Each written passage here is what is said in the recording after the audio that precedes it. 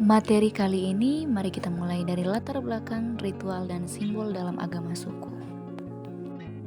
Agama suku merupakan sistem keyakinan yang berakar kuat pada tradisi leluhur dan lokalitas geografis, di mana teologinya diekspresikan secara dinamis melalui tindakan nyata, bukan sekedar doktrin tertulis.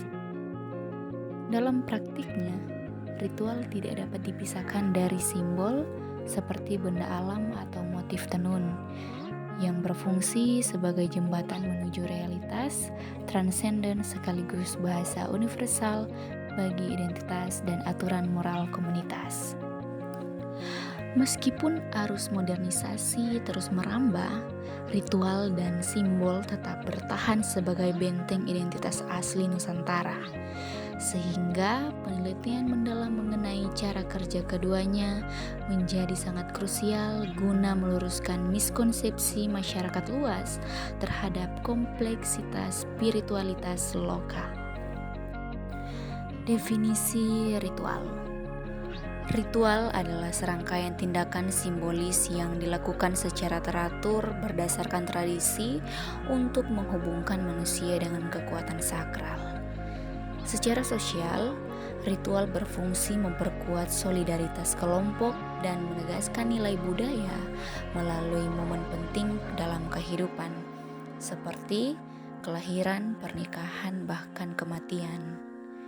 Intinya, ritual mentransformasi konsep abstrak tentang yang suci menjadi pengalaman nyata yang membentuk suasana hati, motivasi, dan ikatan sosial dalam masyarakat. Definisi simbol. Simbol adalah media komunikasi budaya yang menjembatani dunia nyata dengan realitas suci atau sakral. Intinya, simbol menerjemahkan konsep spiritual dan nilai budaya yang abstrak menjadi bentuk fisik yang dapat dipahami, sehingga manusia dapat berinteraksi dengan kekuatan roh, alam, dan kosmos. Kemudian kita akan membahas tipologi ritual atau jenis-jenis ritual. Yang pertama, ritual siklus hidup. Ritual ini menandai transisi status manusia mulai dari kelahiran, kedewasaan, pernikahan hingga kematian. Kemudian yang kedua, ritual kalender atau agraris, di mana ritual ini menjaga harmoni dengan alam melalui siklus waktu seperti doa sebelum menanam, pesta panen, dan pembersihan desa.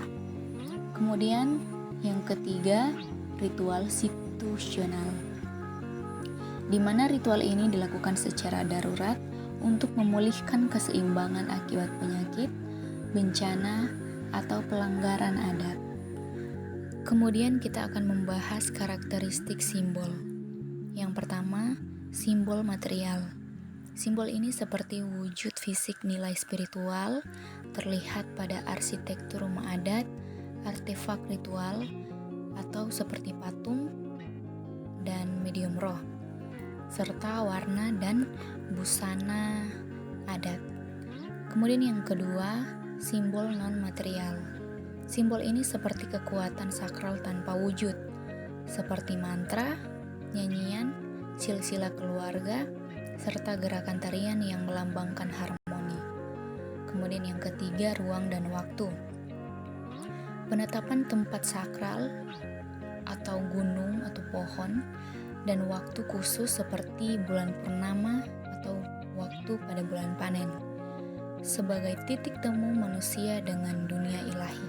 Adapun kami membahas studi kasus penghormatan leluhur seperti praktik penyimpanan tulang belulang leluhur bukan sekedar pemakaman, melainkan simbol kontinuitas.